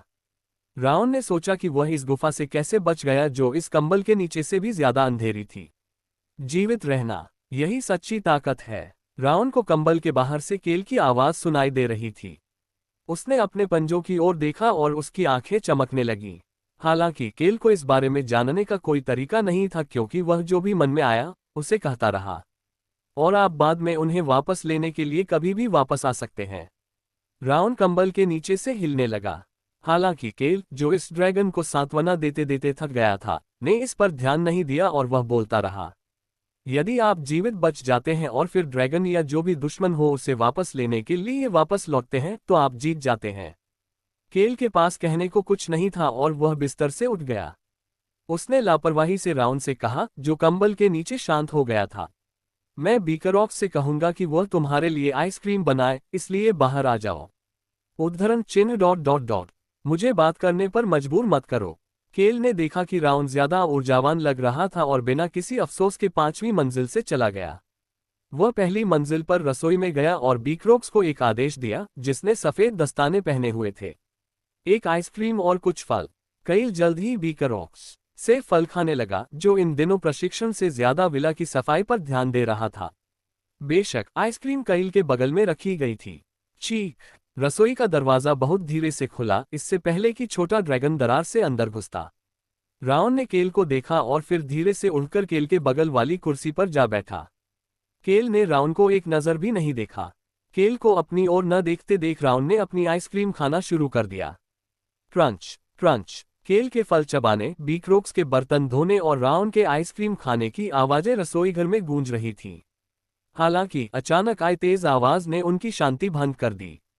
खटखट। केल ने कांटा प्लेट पर इस तरह रखा मानो वह उसे फेंक रहा हो। राउन ने धीरे से अपनी आंखें घुमाकर केल की ओर देखा। केल और राउन ने एक दूसरे की आंखों में आंखें डाली और राउन चौंक गया। केल ने घबराए हुए राउन को देखा और बोलना शुरू किया, मेरे साथ आइए। उद्धरण चिन्ह डॉट डॉट डॉट। और कौन आ रहा है? तुम और मैं। बस हम दोनों ही होंगे। राउन के पंख अचानक फड़फड़ाने लगे।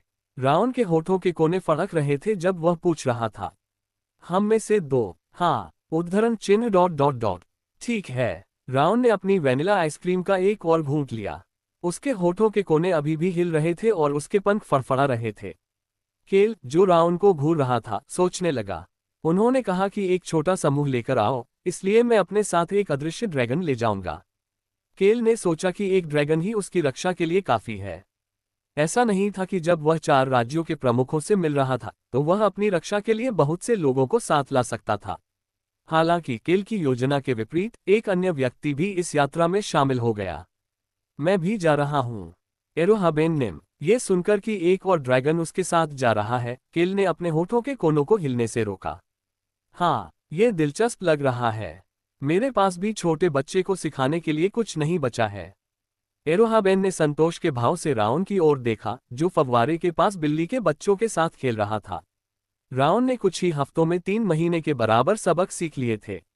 हमें शायद वह भगवान मिल जाए जो प्राचीन काल से लुप्त हो गया है। ड्रैगन लॉर्ड प्राचीन काल से ही गायब हो गया था। राउन शायद वह ड्रैगन लॉर्ड बन जाए जिसके पास किसी भी अन्य ड्रैगन की तुलना में बहुत अधिक ताकत हो। यही कारण था कि एरोहाबेन राउन के साथ साथ जाना चाहता था। प्राचीन ड्रैगन ने पीछे मुड़कर केल की ओर देखा। वह देख सकता था कि केल के चेहरे पर न तो मुस्कान थी और न ही कोई शिकन। उसके होंठ बस अजीब तरह से मुड़े हुए थे। केल को इस तरह देखकर एरोहाबेन सोचने लगा, क्या मेरे लिए साथ चलना परेशानी भरा होगा? ये बैठक 4 राज्यों के नेताओं की बैठक थी। केल हेनिट्यूज एक कुलीन व्यक्ति था, इसलिए उसे उन नेताओं के सामने सावधान रहना था।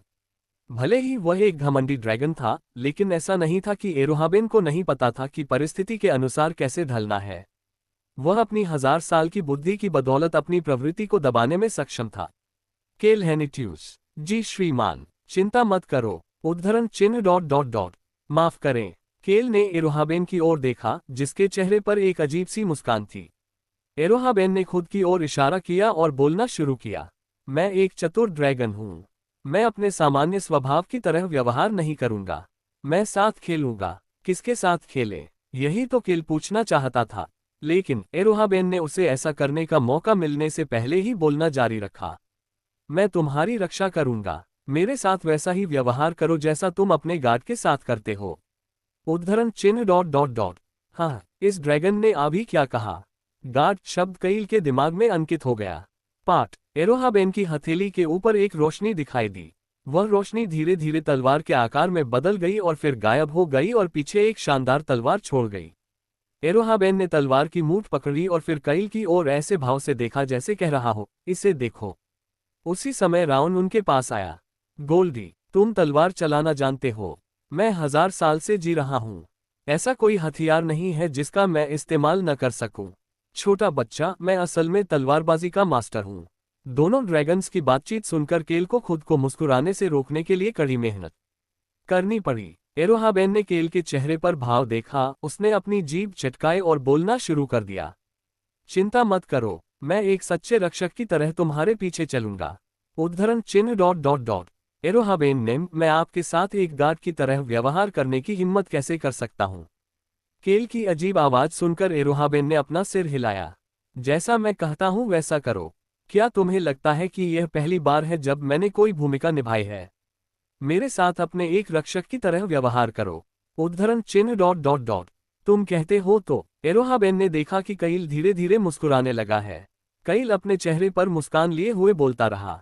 तो मैं वैसा ही करूंगा जैसा तुमने कहा है और तुम्हारे साथ एक रक्षक की तरह व्यवहार करूंगा, एरोहाबेन ने। एरोहाबेन ने पहले कभी केल को इतनी चमक से मुस्कुराते हुए नहीं देखा था। हालांकि उसे एक अजीब सी अनिश्चितता का एहसास हुआ। यह उस समय था जब राउन अचानक चिल्लाया, तुम फिर वैसे ही मुस्कुरा रहे हो। ऐसे मुस्कुराना, इसका क्या मतलब है? एरोहाबेन ये सवाल पूछना चाहता था, लेकिन राउन जल्दी से मुड़ गया और फव्वारे की ओर वापस उड़ गया। ऐसा लग रहा था कि राउन को उम्मीद थी कि एरोहाबेन कहेगा कि वह उनके साथ आ रहा है।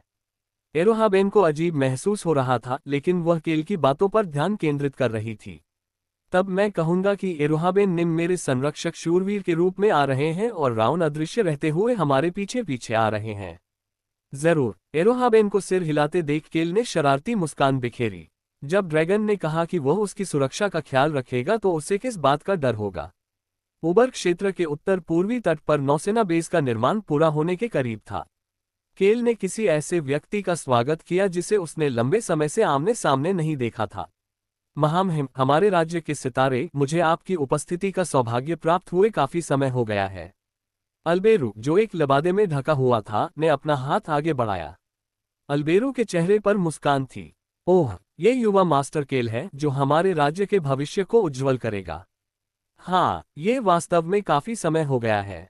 केल और अल्बेरू ने मित्रतापूर्वक हाथ मिलाया, जैसे वे एक दूसरे के बहुत करीब हों। उस रात बाद में केल का समूह, अल्बेरू का समूह तथा ओबर्रक क्षेत्र के अधिपति और उसके 2 वफादार अधीनस्थ एक बड़े जहाज के सामने खड़े थे। उबार क्षेत्र के शासक अल्बेरू के पास पहुंचे और बोलना शुरू किया। मैंने जहाज के अंदर टेलीपोर्टेशन पोर्टल स्थापित किया है। वे टेलीपोर्टेशन पोर्टल का उपयोग करने से पहले ये दिखाने की योजना बना रहे थे कि केल किसी यात्रा पर जा रहा है। राउन ने केल के मन में बोलना शुरू कर दिया। मुझे जंगल में तुम्हारी जमीन का पता है। मैं खुद ही वहां टेलीपोर्ट हो जाऊंगा। केल ने इस पर ज्यादा ध्यान नहीं दिया और अल्बेरू से नजरें मिलाईं। अल्बेरू ने केल के पीछे देखा और बोलना शुरू किया। लगता है आप एक गार्ड लेकर आए हैं। मैंने उसे पहले कभी नहीं देखा।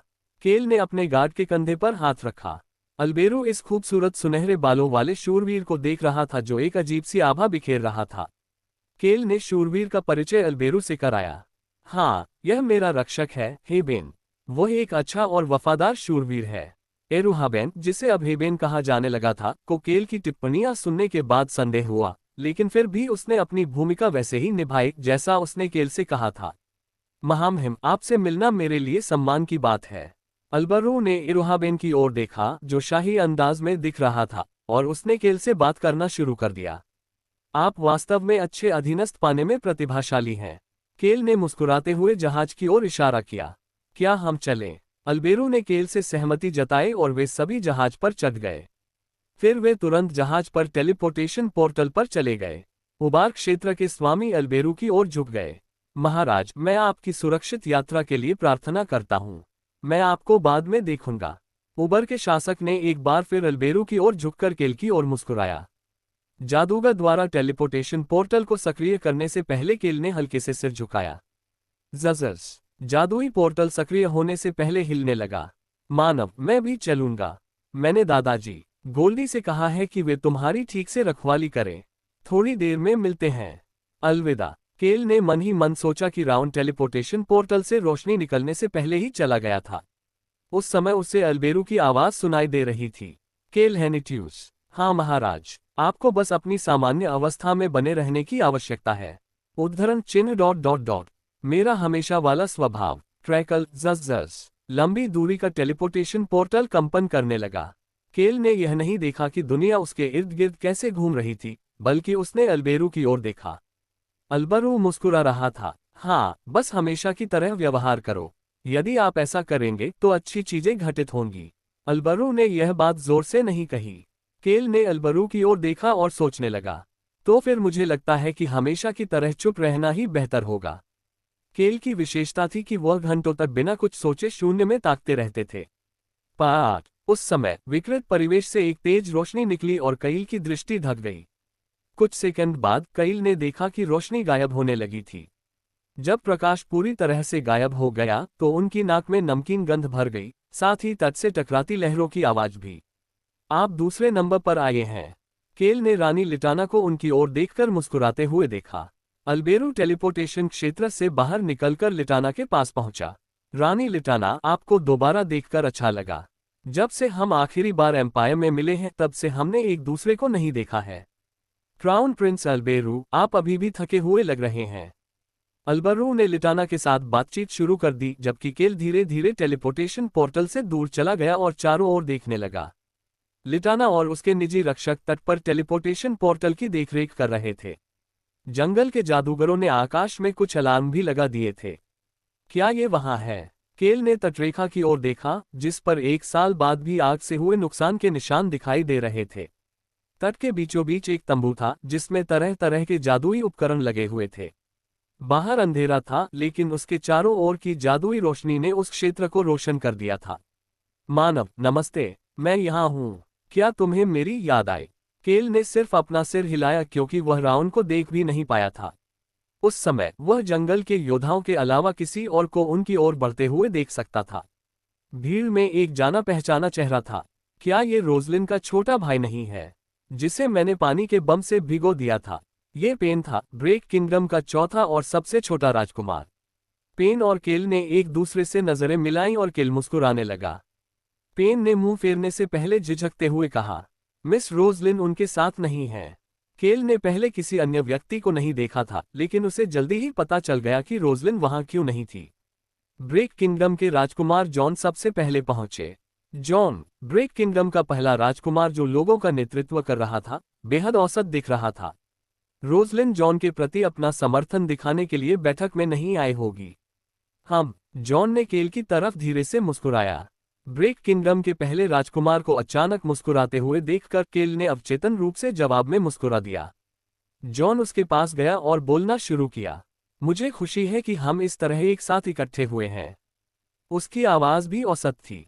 हालांकि समस्या ये थी कि यह औसत व्यक्ति केल को देख रहा था। और ये सज्जन कौन है? केल को लगा कि अब बोलने की उसकी बारी आ गई है और उसने धीरे से अपना मुंह खोला। आपसे मिलना मेरे लिए सम्मान की बात है। मेरा नाम केल हेनिट्यूज है। मैं रोआन साम्राज्य के उत्तर पूर्वी भाग में एक छोटे से क्षेत्र में रहने वाले एक कुलीन व्यक्ति का बेटा हूँ। यही वह परिचय था जो केल देना चाहता था। हालांकि केल से पहले किसी और ने बोलना शुरू कर दिया और उसका परिचय कराया। वह हमारे राज्य का खजाना है। अल्बेरू ऐसा करने वाले व्यक्ति थे। उद्धरण ... क्या उसने मुझसे वैसा ही व्यवहार करने को नहीं कहा जैसा मैं आमतौर पर करता हूँ? इस तरह के परिचय के बाद केल को ऐसा कैसे करना चाहिए था? केल ने अपनी बेचैन निगाहें छिपा ली और अल्बेरू की ओर देखा। हालांकि लिटाना के बोलने के बाद जल्द ही एक और भी चौंकाने वाला परिचय हुआ। वह हमारे जंगल के रक्षक भी हैं। मैंने पहले कभी इतने अच्छे और सम्माननीय रईस को इतनी जिम्मेदारी की भावना के साथ नहीं देखा। एगो लिटाना की तारीफ सुनकर केल का गला भर आया और उसने ऐसा दिखावा किया कि उसने अल्बेरू को उसकी ओर देखते हुए नहीं देखा। अल्बेरू उसे ऐसे भाव से देख रहा था जैसे कह रहा हो कि उसने अपने पूरे जीवन में कभी भी इतनी अविश्वसनीय बात नहीं सुनी। मम्मा, खैर, मुझे लगता है कि आप एक अच्छे इंसान हैं, कमजोर इंसान। हमेशा की तरह केल ने राउन की टिप्पणियों को नजरअंदाज कर दिया, लेकिन सोचा कि उसे खुद के लिए बोलने की जरूरत है। सभी ने उसका परिचय देने के लिए कुछ दिलचस्प बातें कही थीं, हालांकि किसी ने उसका नाम नहीं बताया था। केल ने बोलने के लिए अपना मुंह खोला। मेरा नाम कैले हेनिट्यूज है। आपसे मिलना सम्मान की बात है। वह यही कहना चाहता था। तो आप निश्चित रूप से वह केल हेनिट्यूज होंगे। हालांकि राजकुमार जॉन तेज था। केल को यह देखकर आश्चर्य नहीं हुआ कि जॉन उसका नाम जानता था। हालांकि ये तथ्य कि जॉन ने कहा वह केल हेनिट्यूज थोड़ा चिंतित था। मैंने आपके बारे में क्राउन प्रिंस अल्बेरू निम, रानी लिटाना निम और मेरी बड़ी बहन से बहुत कुछ सुना है। यहाँ तक कि पेन ने भी आपके बारे में बहुत कुछ कहा है। आपसे मिलकर अच्छा लगा। आपसे मिलना मेरे लिए सम्मान की बात है। केल ने जॉन से हाथ मिलाया और सम्मानपूर्वक उसका अभिवादन किया। फिर उसने जल्दी से हाथ छोड़ने की कोशिश की, हालांकि राजकुमार जॉन का हाथ छोड़ने का कोई इरादा नहीं था। उन दोनों ने एक दूसरे से आंख मिलाई। मेरी बहन बहुत खुश लग रही थी। शुक्रिया। केल के होठों का कोना थोड़ा ऊपर उठ गया। मानव, ये लड़का उस पेन या बेन या उस बदमाश का जो भी नाम हो, उससे बेहतर लगता है। केल समझ सकता था कि रोजलिन जॉन के बारे में क्यों बहुत अच्छा सोचती थी। उसी समय उन्होंने फिर से टेलीपोर्टेशन पोर्टल की कर्कश ध्वनि सुनी। यह अंतिम अतिथि का आगमन था। सभी ने अपनी निगाहें उस जादुई घेरे की ओर घुमाई जो टेलीपोर्टेशन पोर्टल को सहारा देता था। जॉन का हाथ छोड़ने के बाद केल भी जादुई घेरे की ओर मुड़ा। तभी एक तेज रोशनी चमकी और 3 लोग दिखाई दिए। विपर किंगडम के प्रमुख हेरोल कोडियांग टुनका के अधीनस्थों के साथ उपस्थित हुए। हेरोल ने अपनी ओर देख रहे लोगों की ओर झुककर प्रणाम किया। नमस्ते, मेरा नाम हेरोल कोडियांग है और मैं कमांडर टुनका की ओर से विपर किंगडम का प्रमुख हूँ। वे सभी पहले भी साम्राज्य द्वारा आयोजित समारोह में मिल चुके थे क्योंकि हेरोल हमेशा टुनका के साथ थी। कैले के पास आने से पहले हेरोल ने सभी लोगों का अभिवादन किया। कैले के बगल में खड़े राजकुमार जॉन ने बोलना शुरू किया।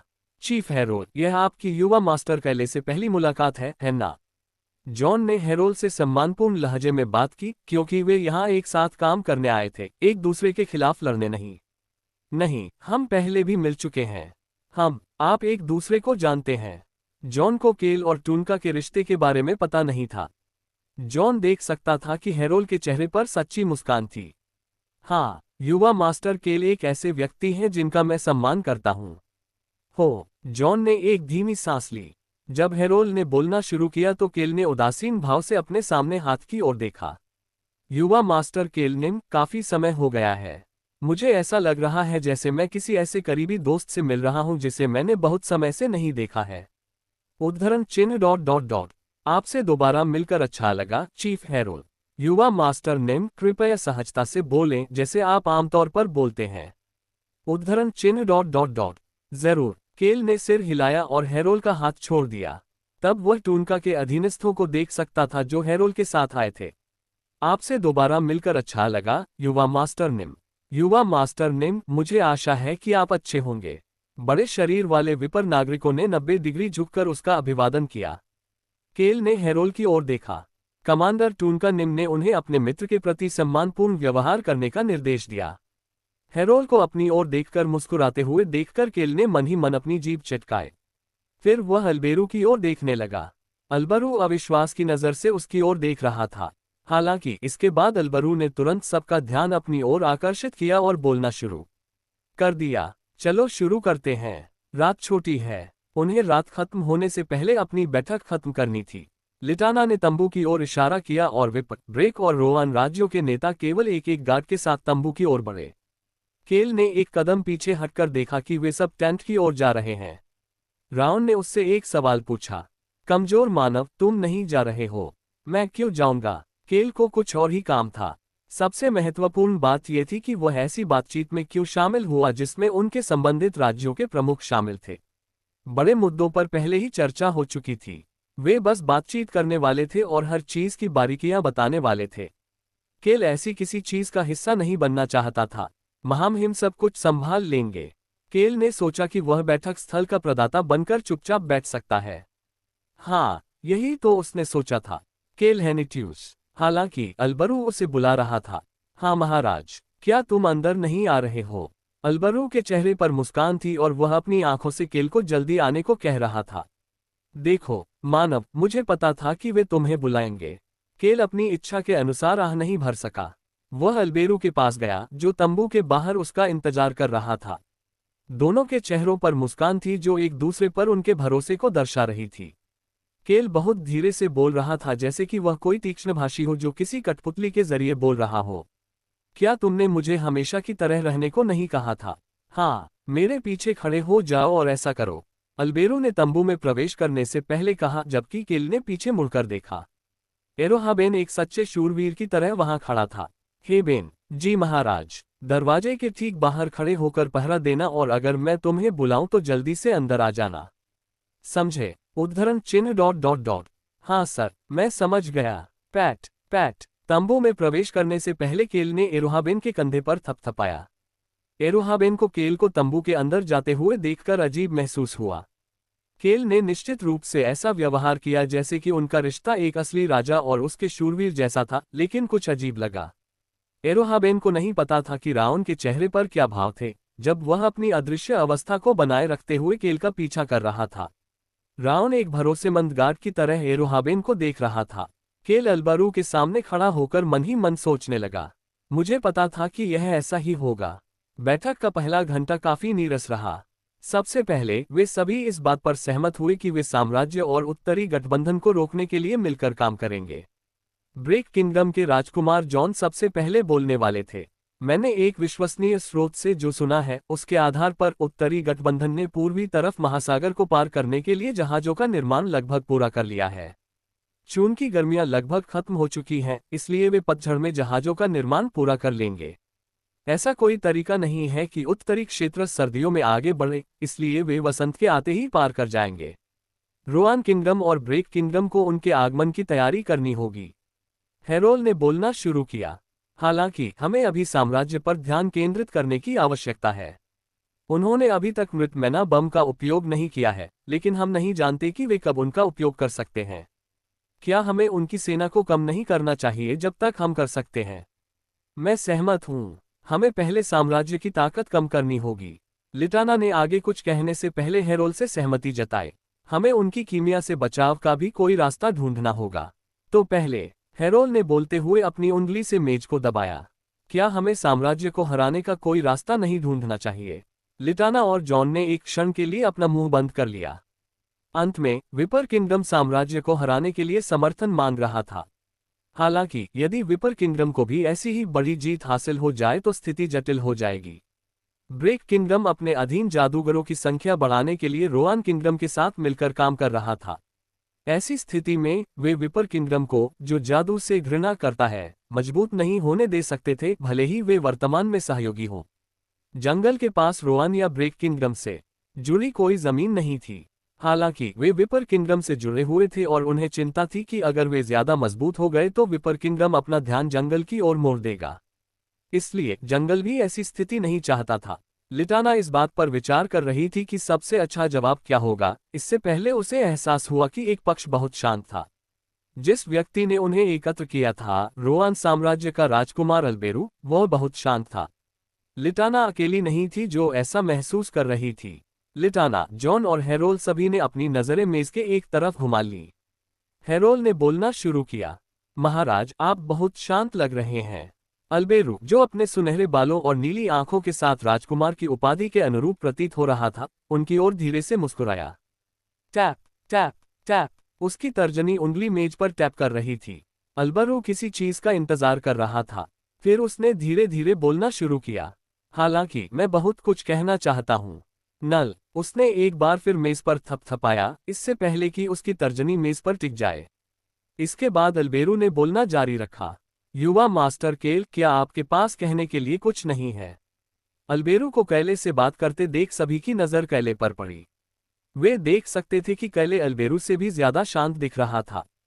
हालांकि कैले को पता होना चाहिए था कि अलबरू के अलावा बाकी सभी लोग जो उसके सामने बैठा था उसकी ओर देख रहे थे, फिर भी कैले जब बोलना शुरू कर रहा था तो वह बहुत शांत लग रहा था। महाराज, मेरे पास कहने को वास्तव में कुछ नहीं है। ये सच था, केल के पास कहने को कुछ नहीं था। वह बस दीवार पर टंगी घड़ी को देख रहा था। उसी समय राउन ने मन ही मन बोलना शुरू कर दिया। मानव, वे आ रहे हैं। केल मुस्कुराने लगा। वे आने वाले हैं। केल की बातें सुनकर अलबरू मुस्कुराने लगा। वह क्षण जिसका वह इंतजार कर रहा था अब दूर नहीं था। आना। लिटाना ने उलझन में केल की ओर देखा। बाकी लोग भी उलझन में दिखे। यह उसी क्षण हुआ। बीप बीप, एक जादुई अलार्म बजने लगा। अलबरू और केल को छोड़कर मेज के चारों ओर बैठे सभी लोग पीले पड़ गए। तंबू का द्वार खुला और जंगल का एक योद्धा अंदर घुस आया। लिटाना ने तुरंत चिल्लाना शुरू कर दिया। क्या हो रहा है? महाराज, समुद्र में लगा अलार्म बज उठा। तट से कुछ 100 मीटर दूर लगाया गया अलार्म बज चुका था। इसका मतलब था कि कोई व्यक्ति या कोई चीज उनकी ओर आ रही थी। लिटाना चिंतित दिखने लगी। ये किस तरह का जहाज है? क्या आप इस पर झंडा देख सकते हैं? इसमें कितने जहाज हैं? उसने बहुत सारे सवाल पूछने शुरू कर दिए, जबकि राजकुमार जॉन अपनी सीट से उठ खड़ा हुआ और उसका गार्ड उसके ठीक बगल में चला गया। जहां तक हैरोल्ड का सवाल है, वह कैल को देख रहा था। अराजकता के उस क्षण में योद्धा ने बोलना शुरू किया। यह कोई जहाज नहीं है। अगर यह जहाज नहीं है तो और क्या हो सकता है? वे वेल हैं। पहले अस्त व्यस्त तंबू में शांति छा गई। बीप, जादुई अलार्म अभी भी बज रहे थे। योद्धा बोल रहा था। बहुत बड़ी वेल हमारी ओर आ रही है। योद्धा के बाद किसी और ने बोलना शुरू किया। ये केल था। वे अंततः यहाँ हैं। प्लॉप। केल तंबू के प्रवेश द्वार की ओर बढ़ा और फ्लैप को ऊपर उठाया। वह समुद्र के साथ साथ तटरेखा के किनारे योद्धाओं को भी देख सकता था। उनकी निगाहें समुद्र की ओर लगी हुई थीं। स्प्लैश स्प्लैश, 2 बड़ी वेल और एक छोटी वेल को उनकी ओर आते देखा जा सकता था। चीख। जैसे ही अलबरू खड़ा हुआ, कुर्सी हिलने की आवाज सुनाई दी। बोलना शुरू करने से पहले उसने तंबू के अंदर मौजूद लोगों की ओर देखा। साम्राज्य और उत्तरी गठबंधन के साथ एक गुप्त संगठन काम कर रहा है। क्या हम? इस अफरा तफरी भरे पल में अचानक मिली इस सूचना ने सभी को चिंतित कर दिया। हैरोल्ड, जो पहले चुप था, चिल्लाने लगा। तुम किस बारे में बात कर रहे हो? राजकुमार अलबरू, गुप्त संगठन से आपका क्या मतलब है? जॉन ने भी पूछा। वेल समस्या नहीं थी। हालांकि अलबेरू ने प्रवेश द्वार के बाहर इशारा किया। उनकी निगाहें उसकी उंगली का पीछा करते हुए समुद्र की ओर चली गईं। पस्सस्सश, सामने की ओर स्थित बड़ी हम्पबैक वेल ने भारी मात्रा में जलवाष्प छोड़ी। जैसे ही वाष्प गायब हुआ, एक व्यक्ति अचानक प्रकट हुआ और आसानी से पानी के किनारे खड़े योद्धाओं के ऊपर से कूद गया। एक भ्रमित योद्धा चिल्लाया जब वह व्यक्ति उनके पीछे उतरा। नल। हल्की सी आवाज के साथ उतरा व्यक्ति अपने नीले बालों को पीछे धकेलता हुआ आगे बढ़ा। उद्धरण चिन्ह ... वेल जनजाति। किसी ने असमंजस में बड़बड़ाया। वेल जनजाति को सबसे मजबूत जानवर जनजाति के रूप में जाना जाता था, लेकिन यह एक ऐसी जनजाति के रूप में भी जानी जाती थी जिसे इंसानों के लिए देखना मुश्किल था। कई लोग सोच रहे थे कि यह वेल जनजाति का ही कोई होगा। इन अप्रत्याशित मेहमानों के आने से सभी लोग चुप हो गए थे। लेकिन टैंट के अंदर से किसी ने बोलना शुरू कर दिया। वितिरा, बहुत दिन हो गए मिलते हुए। ये केल हेनिट्यूस था जो तंबू से बाहर चला गया। 3 वेल स्वाभाविक रूप से विटिरा, पासेटन और किलर वेल आर्ची थी। वे तीनों जमीन पर आ चुके थे। विटिरा, जो आगे थी, मुस्कुराने लगी और उसने केल का अभिवादन किया। बहुत दिनों बाद मुलाकात हुई, युवा मास्टर केल। केल ने उसके अभिवादन पर अपना सिर हिलाया और तंबू के अंदर अलबरू की ओर देखा। महाराज, जैसा कि आपने निर्देश दिया था, मैंने वेल की भावी रानी को आमंत्रित किया है। जैसे ही अलबरू और केल ने एक दूसरे की ओर देखा, उनकी मुस्कान और भी गहरी हो गई। 4 राज्यों और एक जनजाति के बीच ये बैठक अलबरू और केल की इच्छानुसार ही हुई।